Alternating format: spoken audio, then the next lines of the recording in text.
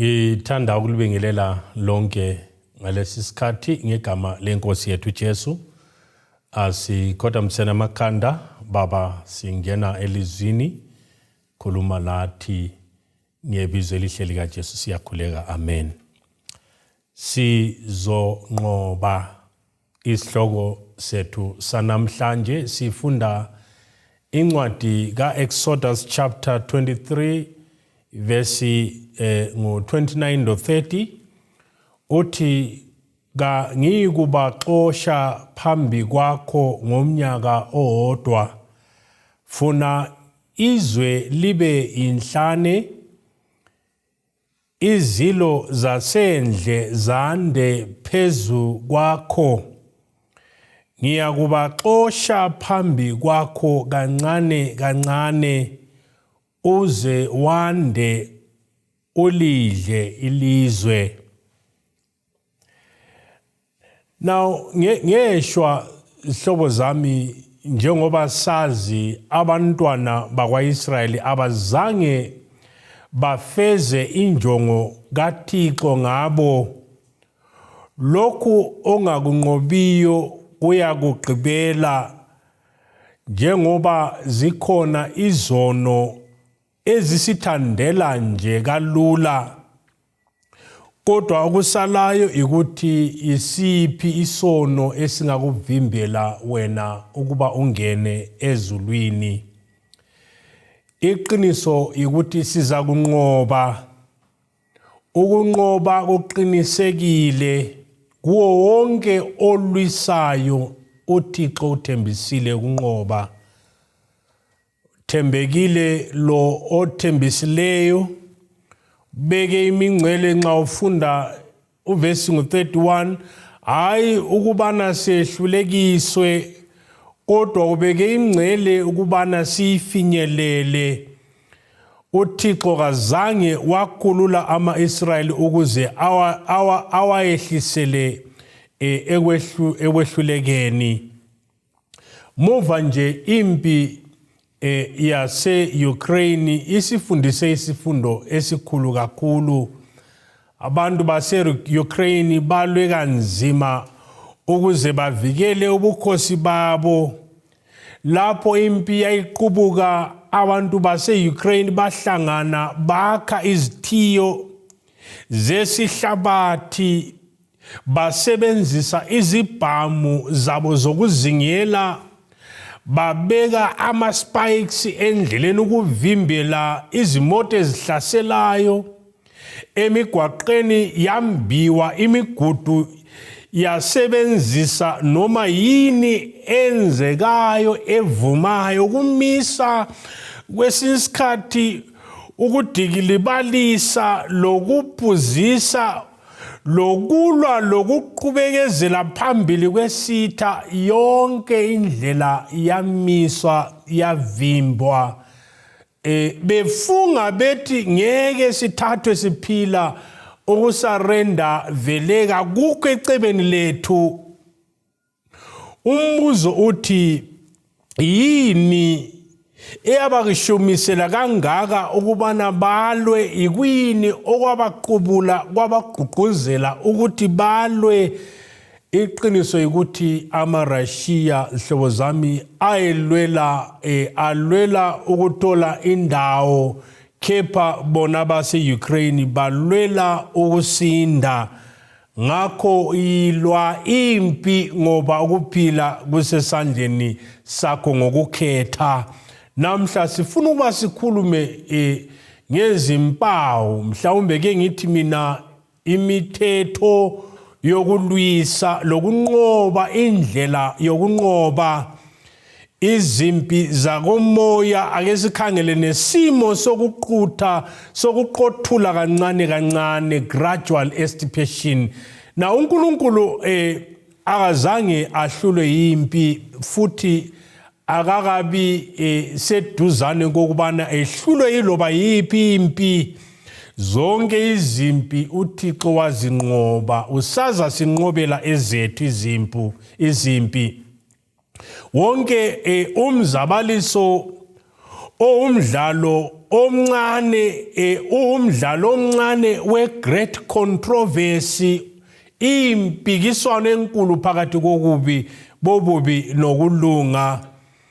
Bese sithola lapha hlobo zami kubana izinzuzo ezincane ukunqoba kwanamhlanje zibikela ukunqoba kokugcina phezulu kwesono, ngoba isithembiso uThixo asinike sona somzabalazo wokugcina phezulu kwesono kuyikunqoba kwawonke othe waphuma kulo mjaho wokulwisa. Ukunqoba kuyiyona indawo okumele sihlale sikiyo, sifinyelele ukunqoba ngophathiswa inkosi. Now nxa sifunda lapha sinanzelela ukubana ukunqoba ngakunye kusilungiselela impi elandelayo, ngoba umgomo omkhulu uThixo awukhangeleyo kulungisisa kwethu ukubana singabi ngabanqobileyo kuphela kodwa sibe ngabanqobayo abaphila impilo yokunqoba, bese kuthi ekupheleni kwesikhathi sinanzelele ukubana sikhuphukile intaba sayifinyelela nyathela ngalinye kunqoba ngakunye. Ake sikhangele isici sesikhathi empini, the time element in warfare. Uma ulwela isikhathi eside maningi amathuba okunqoba empi. Yezinye indlela alibana uzibona ulokhe ulwisa ikhanda ulivusile ulamathuba okunqoba, iningi labantu bayekethisa bahle basarende bengakalwi. Kodwa isikhuthazo sanamhlanje sithi mana isibindi unqobe, mana unqobe, yala usilwa ngoba yona umkhuba ukunqoba. You either swim or you will sink, my brother. Abe sesithi ke utate kaWhite liyeka isandla senkosi masinyane manini liqinisele. Thixo uyanika amathuba kodwa ukunqoba kweyeme kumathuba ukuba siwasebenzisa njani. Ake sikhangele ke umthetho wokuqala ukuzinikela, the law of surrender. Albana ofisa ukugwema impi inye indlela kuyikuzinikela uphakamise isandla uthi I surrender. Umuntu angasarenda kuThixo, umuntu angasarenda kuSathane, kodwa kusarenda kumisa yonke impikiswano abakuyo, ngoba albana sisezinikele ngitsho la kuSathane sesingabakhe uzasivikela ngendlela yakhe, kepha lo khetha ubana zinikele kuThixo, uThixo uyakumlwela izimpi zakhe. uJakobe abe sesithi zithobeni enkosini zihlobo zami, ngoba yiyo indida yona ingxaki ukubana sizithobe, kodwa kumele silwe nansi indaba emangalisayo ukubana sinqoba njani ngokuzithoba. How do we surrender and yet to be victorious? Abe sesithi melanani noSathane khona uyakunibalekela, sondelane kuNkulunkulu naye uyokusondela ngakini. Ake sikhangele ngamafitshane la ama-action words amathathu lawo esiwafundileyo. Oqala uthi lapha kutsho ukuthi ngikhethe izimpi zami, ngoba impi yokuqala impi yangaphakathi. Lokhu kutsho ukubana umzabaliso wami wakuqala uyikunqoba mina uqobo, kuyikubona ukuntula kwami namandla kaThixo empilweni yami kunginika kunqoba. Lesi yiso isiqalo sayo yonke imizabalazo. Siqala ngokuzithoba thina kuThixo, yikhona uJakobe sithi kasizehlise, surrender yourself. Ukunqoba kwangempela hlobo zami kuyikuyeka umzabalazo wokuzuza ukunqoba, kuyikuyeka umzamo wokudinga ukunqoba, ngoba lapho sizama vele sesinqotshiwe. Kutshoni resisting, kutshoni. Now kutsho ukumelana, kutsho ukubhekana lo muntu kumbe ukubhekana lo lutho, struggling against something or someone. Lawa amandla esiwasebenzisa ngaphakathi nxa singakhangela amanye amabala achaza leli bala achukulwa ukuphikisa inselele, ukuxosha, ukuphikisa udeveli. Singakwazi ngegama lenkosi umfowethu ukubana silwe sinqobe ngobunamandla, bano uSathane namandla uThixo uJesu lamandla kwedlula uSathane. Kutshoni lapha ukuthi draw near, surrender. Now kutsho ukuvumela amandla avela ngaphandle ukuthi asebenze phezu kwakho.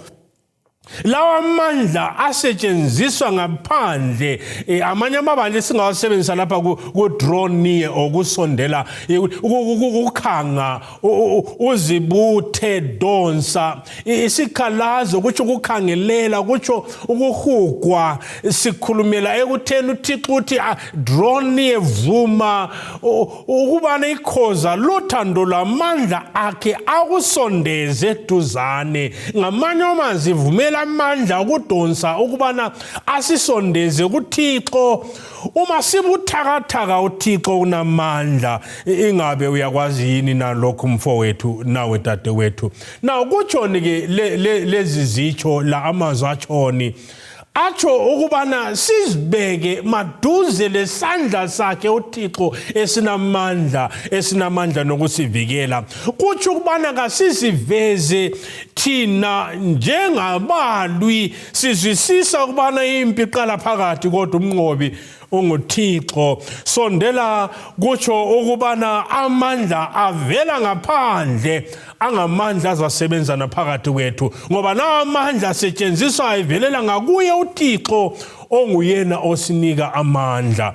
Kutsho ukuthi ukwenza isinqumo sokunqoba yikuthatha isinqumo koqala sokuzama ukuzinikela ngakuye, kuyikuzibeka maduze laye ukubana asilwele imizamo yethu na yonke. Lapha sifunda lapha uHebrews chapter 12 verse 1.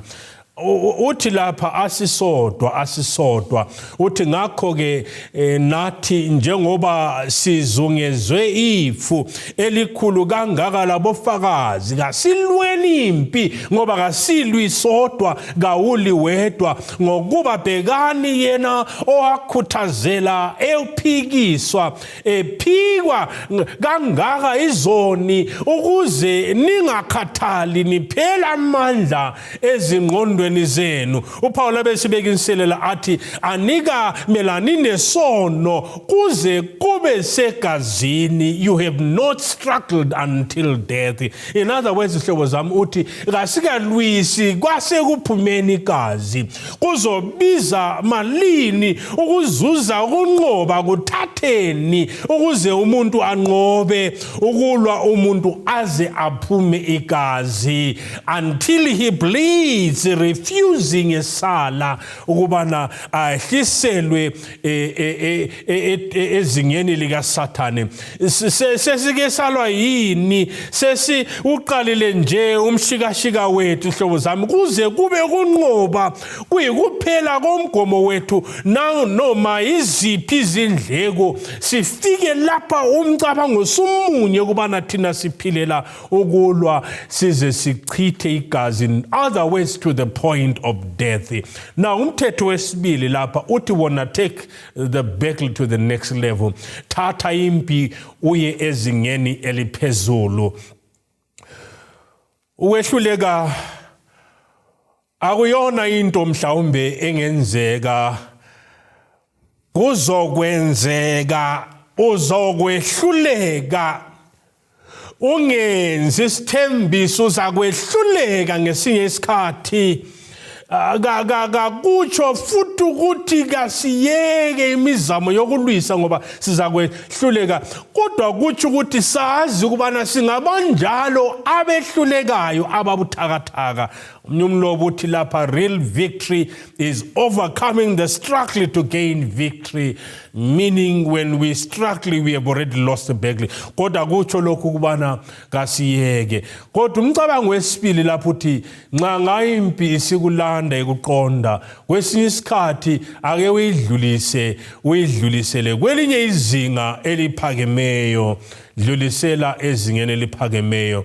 Umthetho wesithathu ubese usithi zivikele, take up a strong defense, zivikele. Lokucina qinani enkosini nasemandleni akhe amakhulu, hlomani izikhali zonke zikaThixo ukuze nibe namandla okumelana amaqhinga kaSathane, ngokuba asibambeni negazi nenyama, kepha sibambeni nemibuso namandla nababusi balobu bunyama bomhlaba nobubi bomoya ezindaweni eziphakemeyo. Ngakho hlomani ke izikhali zonke zikaThixo ukuze nibe namandla okuzabalaza ngosuku olubi, nalapho senifeze konke nime. Nginapho ukuthi ngithi hlobo zami kukhona ukunqoba kulaba abalisayo. Take up the strong defense. Gqokani izimbatho zikaKristu Jesu. Nokho kusho ubana kumele sizilungiselele ngaphambi kwempi. Uma ulinda ukuthi kuqubuke impi ngaphambi kokubana uzilungiselele, cishe ngeke uphumelele. Nesisimo sisitshela ukubana thina sifihleli njalo nje sisempini. Uma kuqubuka impi akusona isikhathi sokuma umuntu aqale ukubana aqeqeshe amasotsha kumbe amabutho akhe, kodwa isikhathi sokubana ame, isikhathi sokubana silwe, ngoba uThixo uyisivikelo sethu. uThixo unguyena osigcina kukho konke. Asiyene ke kumthetho wesine, strategic retreating, isu lokuhlehla emuva. Empilweni yabantu sifika esikhathini lapha mele sihlehle emuva, kungathi ukubana sesisarendile, kodwa kusitsho ukubana isu iqhinga lokunqoba. Mele sihlehle emuva, sihlehlele ngakuye uKristu Jesu. Mark 1:35 uthi wayevuka ekuseni ngovivi lokusa, wayendaweni ethile lapha efika khulumisane lenkosi yakhe. uDaniel chapter 6 usitshela abantu Daniel wakhwela endlini yakhe yokulala wabika enkosini. Hlobo zami ebheke empumalanga, wayekhuleka ngitsho la izayo ngafunda uGenesis 66, wahamba ekuthambameni kwelanga waya ensimini ehlathini lapho ayekhulumisana lenkosi. Abalwi lamasotsha kaKristu adinga ukubana zisise isu lokuhlehlela emuva. Strategic retreating is not cowardice, kodwa kuyikunanzelela impi engikhangeleyo. Strategic retreating kutsho ukubuyela emuva, ukuvumela ifu ukubana lisahlukanise lalokho kusimeleyo. Yebo kahamba abantwana bakwa-Israyeli nxa babekhangela labaseGibhithe, ilizwi liyasitshela ukubana uThixo wamuva waya phambili, ifu lama lahlukanisa amaGibhithe lama-Israyeli, okwenza ukuthi amabutho amabili akubhekana ubusuku bonke. Kutsho ukubuyela emuva, sivumele uKristu athathe indawo yakhe phambili. Sidinga ukubana sazi hlobo zami ukuthi ngobani abalwa kule impi. Sikhunjuzwa ukubana abaqhudeleneyo kune impi ngoKristu elenglosi elwisana loSathane lamadimoni. Umbuzo ukubana ngingena ngaphi mina lapha, ngokubana asibambene nenyama, kepha sibambene nemibuso namandla nababusi bomhlaba bobunyama nawomoya babe endaweni eziphakemeyo. Khetha impi zakho, awukwazi ukulwa yonke impi. Thatha impi uyinikele ngakuye, umnikazi. Now kule ndawo yomkhuleko hlobo zami esikhuleke ngayo, ba uKristu wayekhuleka, and that is a strategic retreat. Martin Luther siyatshela ukubana ukuthi ngilokunengi okumele ngikwenze kangangokuthi kumele ngikhuleke kathathu. Babe ngamadoda emkhuleko lamaqhawekazi omkhuleko. Sidinga ukubana sibuyele emuva ngoba into zakomoya zidinga ukubana silwise. uHebrew abese sithi lapha ngasibeke eceleni konke okusisindayo lesono esisihlethelisa emuva bese sisilwa. Umbuze ukuthi uyazi yini okukulisela emuva. Bese ngigqiba ngomkhuba kumbe umthetho okucina offensive strategic offense or advance, ukulwisa ngobungcwethi. Nawo impi kayinqotshwa kuphela ngokuhlehla, sinengxenye kumele sidlale. Amasotsha semoyeni ayakwazi isikhathi lapho kumele athi move forward, athathe uhambo lokuya phambili ngoba zisisa kubana amabutho alwa ngamandiza mchini emkhathini angesabisa kodwa kuthatha laba abagijima phansi ngenyawo, amasotsha ahamba ngenyawo ubana baphakamise iflegi emhlabathini wesitha. Nathi sinaso isabelo emzabalazisweni, emzameni yonke, emzabalazweni wonke, ekuchikachikeni konke lasekulwiseni kwethu silakho kumele sikwenze ukuze sinqobe. Ellen White uthi human effort plus divine strength equals victory or equals success. Ngilapho ukuthi ngithi mina hlobo zami, as we focus on the strategic advance, ukulwisa ngobuciko, sikhunjuzwa amazwi kaJakobe othi masiwugijime ngokubekezela umncintiswano obeke phambi kwethu. Indoda lowesifazane ngamunye nomjaho umele afanela ugijime. Ungagijimi yonke imijaho mhlobo wami, ungalwi yonke izimpi. Hlala kulayini yakho usebenzele kulo. Bese sinanzelela uPaul sinika isimo sengqondo, i-attitude, the right attitude in this battle. Uthi ngokudingeka ukubana singene sigijime sinokubekezela, hayi ukuthi unakho ukukhetha mhlobo wami. Ayikho indlela yokukhetha, yona kuphela indlela yokubana sinqobe okwethu kuyikubana sithole ukunqoba ngokulwa uThixo asibekele khona, uze athi sibheke kuye uKristu umqali lomphelelisi. Sibheke kuKristu umqali lomphelelisi ukukhula kwethu.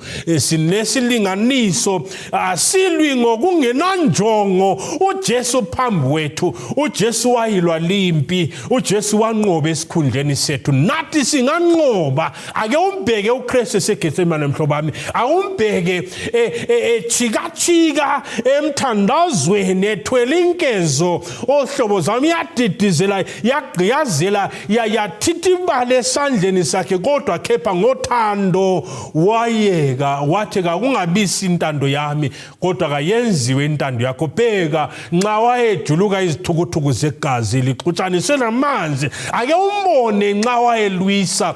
Ngilalesi isiqiniseko sokubana owathi ngentokozo ebeke phambi kwakhe wakhuthazeka, khangele isiphambano, wadelela ihlazo, futhi wahlala phambi kwesokunene sikaThixo. Yima lawe oqinisele ngoba ukunqoba koqinisekile. uThixo uthi sisanganqoba. Ngilapho ukuthi ngithi mhlobo wami, awukhathalekile ukuchikachiko phakathi kwakho, khathalekile izilingo okhangelane lazo. Bheka kuKristu Jesu oyiwona umnqobo, umphelelisi wethu ozawuqalisa aphelelise konke uJesu ongazange wanqoba. Ukunqoba kuqinisekile, sonqoba ngelinye ilanga noma kanjani. Baba Nkosi ethandekayo, sifika kulesi sikhathi esicela usinika amandla. Ubana libana silwisa, siphiwe amandla okulwa lamehlo okubheka lokukholwa kokuqinisela sale sikhangele ngakuKristu Jesu. Ngebizo elihle likaJesu siyakhuleka. Amen.